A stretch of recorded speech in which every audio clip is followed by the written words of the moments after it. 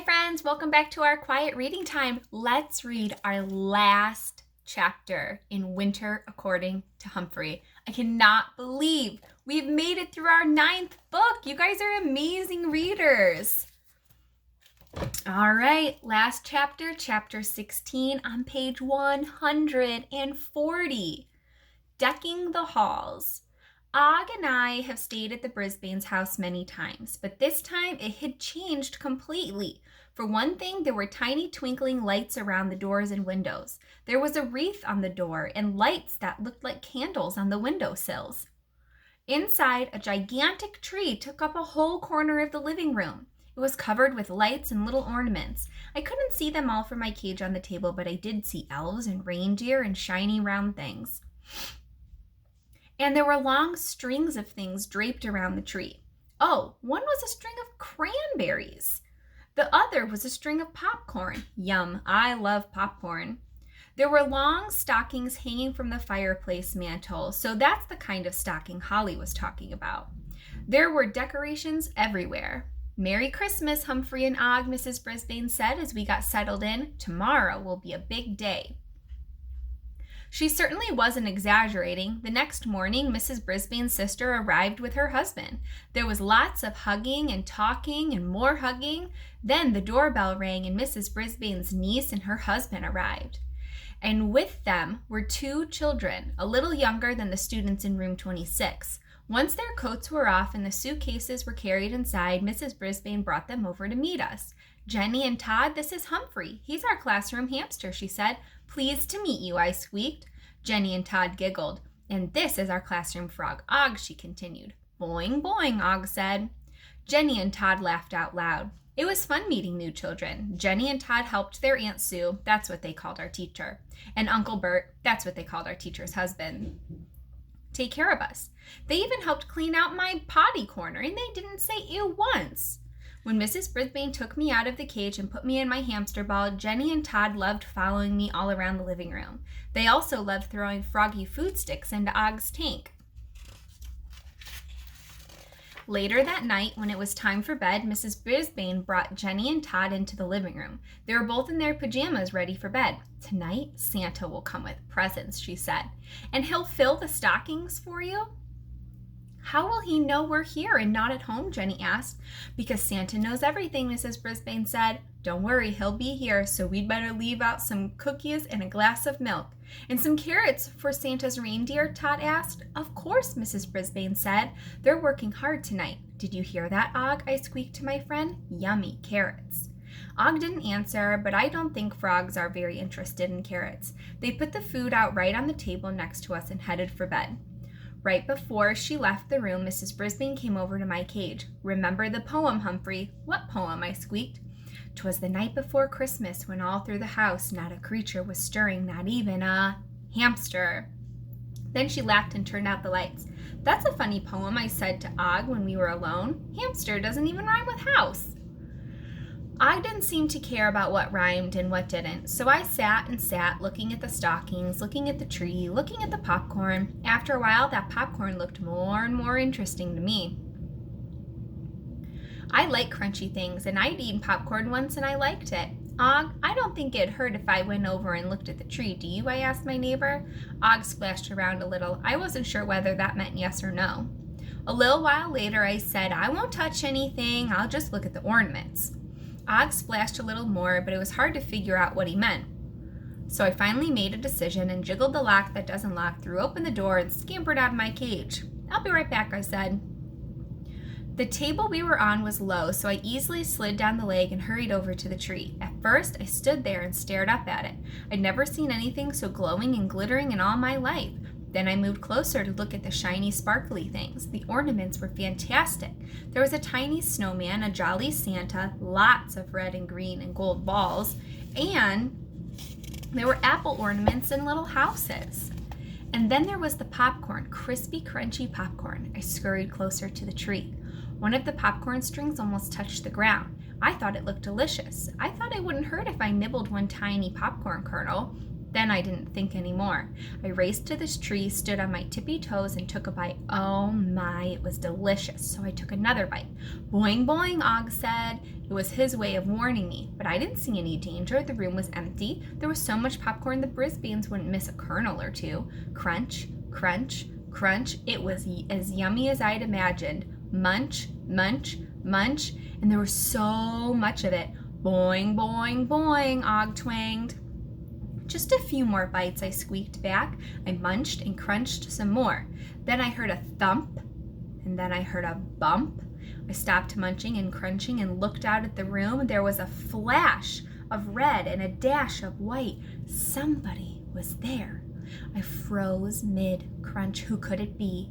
The red moved, the white moved. I reached up to the branch above me and pulled my feet up. If someone was nearby, that someone might think I was an ornament. Thank goodness Og was as quiet as a mouse. The red and white figure stood in front of the fireplace and reached up to the stockings. Then the red and white thing moved to the table where my cage and Og's tank sat. Paper rattled. Something bumped and thumped. Something clinked and crunched. I heard some footsteps, and then I didn't see any red and white anymore. I stayed frozen in place for a long, long, long time. Even after I was sure the red and white figure had left, I waited and waited some more. I have to admit, I did move. When suddenly Og said, boing, boing, boing. What was Og trying to say? Boing, boing, he repeated. I thought about it. Og was so quiet while the red and white thing was nearby. Maybe he was trying to tell me that we were alone again. Og, is the coast clear? I squeaked. Boing, he replied. Og had never let me down before, so I took a chance. I dropped from the branch and scampered across the floor toward the table. Boing, boing, Og twanged in an encouraging way. When I got to the table, I needed a way to get back up. I was surprised to see a big pile of packages nearby that wasn't there before. I climbed them like steps up to the table and headed toward my cage. As I hurried along, I passed by the plate of cookies and the glass of milk and the plate of carrots, and I noticed a strange thing. The cookies were gone. The glass of milk was empty, and there were no carrots. I knew Og hadn't taken them, but who had? I was happy to be back in the safety of my cage again. I closed the door behind me. What happened, Og? I squeaked. Did you see who it was? Boing, boing, boing, boing, boing, boing, boing, Og replied. He was hopping and jumping and leaping around. Do you mean? I paused to think. Do you mean it was Santa Claus? Here? Og hopped and leaped and boinged some more. It could have been, I said. It might have been. It must have been Santa. I have to say I was disappointed that I hadn't gotten a better look at him, but I was also happy that he hadn't seen me. Santa came! Todd and Jenny shouted the next morning. It was fun to watch the family open presents and empty the stockings and laugh a lot. While Jenny and Todd played with their presents, Mrs. Brisbane came over to our table and leaned in. You didn't think Santa would forget you, did you? She asked. Then she opened my cage and slipped in a wooden object. It looked like one of those dumbbells humans use to make themselves stronger. Merry Christmas, Humphrey, she said. Here's something new to chew on. Jenny and Todd ran over to watch me sniff the new object. I carefully bit into it. It was firm to the bite and a very fine thing to chew on. Thanks, I said. Then she gently placed a very fine plate in Og's tank and said, Merry Christmas, Og. This will make your house a little nicer and give you some shade. Oh, it was a plant, not a plate. Sorry. Og dived into his water and said, boing, boing, boing. Jenny and Todd laughed every single time Og said something. Then Mrs. Brisbane announced that she had another surprise for Og and me coming soon. Later in the day, the doorbell rang, and when Mrs. Brisbane opened the door, guess who was there? It was Miss Lark, and she was carrying her little keyboard with her. Thank you for inviting me, she said. Glad to have you, Mary, he said. Before long, Mrs. Brisbane's whole family and Miss Lark were sitting at the big dining room table. I could see them from the living room. They ate a delicious-smelling dinner, and they talked and laughed a lot. After dinner, they gathered in the living room. Miss Lark played some songs called carols on her keyboard, and everybody sang. I especially enjoyed Miss Lark's lovely voice. Oh, they were wonderful songs. I especially liked the one about decking the halls with boughs of holly. Fa la la la la la la la la, everyone sang, and I joined in. I even heard a boing boing. The humans stopped singing, but Og and I were still fa-la-laing. Mrs. Brisbane heard us and laughed. Mary, I think our friends Humphrey and Og like your songs, she said. Miss Lark shivered. They're here, she said. You know I'm afraid of animals. Things can change, Mrs. Brisbane said. She motioned to a spot on the couch next to the table we were on. Why don't you come over here and watch them? They're quite entertaining, Mr. Brisbane said. Right, Humphrey? Right, I squeaked. If the Brisbanes wanted entertainment, I was the hamster to provide it. First, I climbed up to the tippy top of my cage. Watch carefully. Then I grabbed my tree branch and leapt from limb to limb. Oh my, Miss Lark said. Og hopped up and down under his plant. Boing, boing, boing. Jenny and Todd laughed, and I think I even heard Mrs. Lark laugh too. Not to be outdone, I scurried to my ladder bridge and walked across it to the other side of the cage. I climbed up, up, up. This time I hung from the top of the cage and made my way to the other side, paw over paw. Look, Miss Lark said, that's amazing. Splash! Og made a spectacular dive into the water side of his tank and began to swim. Ooh, Miss Lark exclaimed. Now you don't think those lovable little animals would hurt you? Do you? Or you don't think those lovable animals would hurt you, do you, Mrs. Brisbane said. May I hold Humphrey? Jenny asked. Yes, but you have to be gentle, Mrs. Brisbane explained. He's never bitten anyone so far, but if you move too fast and frighten him, he might. Believe me, I was not about to bite Jenny.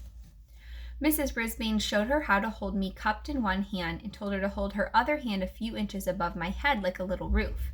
I felt warm and cozy. Can I pet him, Aunt Sue? Todd asked. Yes, if you stroke his back lightly with your finger, Mrs. Brisbane told him. Ooh, that felt good. He's soft, Todd whispered. How about you, Mary? Mrs. Brisbane asked. Sure, go ahead, I squeaked. I wiggled my whiskers to look extra friendly. She reached out slowly and rubbed her finger along my back. Oh, yes, he is soft, she said, and he's got such a cute face. Yes, yes, yes, I had won her over. 2 days ago, she'd been screaming at the sight of me, and now she was my friend. A new friend really is the best gift of all. After dinner, everyone ate pie and chatted. Mrs. Brisbane said, This has been the most perfect Christmas celebrating with my family and good friends. That includes you, Humphrey and Og. Gee whiz, come look out the window, Mr. Brisbane called out. He'd been peeking through the curtains, but now he had opened them wide. Outside, snow was falling, covering the lawn, the sidewalk, and the trees. The Christmas lights twinkled merrily against the falling snow. Oh, it's beautiful, Miss Lark said. This is the last page of chapter 16, and then we'll have the list that we have at the end of each book after that. Oh, it's beautiful, Miss Lark said. A white Christmas, Jenny shouted. We had a white Christmas, too. We can build a snowman and make an ice cream, or snowflake ice cream. Can you see it, Og? I asked my neighbor. Boing, boing, Og replied. You know what it is? It's a winter wonderland, I told him. I watched the snow and thought of what my friends were doing. Simon spinning his dreidel, Holly helping her grandparents, Sophie setting up a nativity scene. Harry was running all over the house with his cousins, while Paul F. ran his train around the tree. Phoebe was talking on the phone with her parents, I was sure, and I imagined Kelsey was dreaming about dancing in the Nutcracker. Thomas was singing carols while Rosie and her family were eating yummy tamales. Then there was Joey. He was with his dad and he was happy. I was happy too, happy to be a classroom pet and to be friends with so many great, great, great humans and one funny frog. That's something I can celebrate every day of the year. Fa la la la la, I squeaked loudly. La la la la. Humphrey's Winter Wonderings. I wonder if I could ever, ever, ever have a better holiday in my life. That was the end of the chapter. Let's read our list at the end. Humphrey's tips for giving gifts. Number 1. Give someone a gift that they would like, not just something you like. For instance, I would not like a present that smells like a stinky fish at all, but Og certainly would. Number 2, a handmade gift is always the best, unless you lose too much sleep over it. Number 3, The best gifts are the kind that can't be wrapped, like helping a friend. Number 4, don't tell someone what to give you. Let them surprise you. Surprises are always fun. Number 5, the best time to give friends gifts is when they don't expect one. Number 6, it is far better to give than to receive. Giving Og a present gave me a happy, happy, happy feeling. Number 7, good things come in small packages, like hamsters, for instance. Number 8, a friend is a gift you give yourself, so I have lots of unsqueakably wonderful gifts. Number 9, a hug is a great gift. One size fits all, and it can't be exchanged, although we hamsters prefer a soft stroke on the fur. And number 10, if someone gives you a gift, please don't forget to squeak thank you. All right, my friends, that's it. That was the end of our chapter. Now we should be going back to school next week, so we will be reading, or that was the end of our book. We should be reading our next book, and here's a peek at it. Secrets According to Humphrey, Book 10. I can't wait to get back to school and read it with you guys. Have a great week. Bye.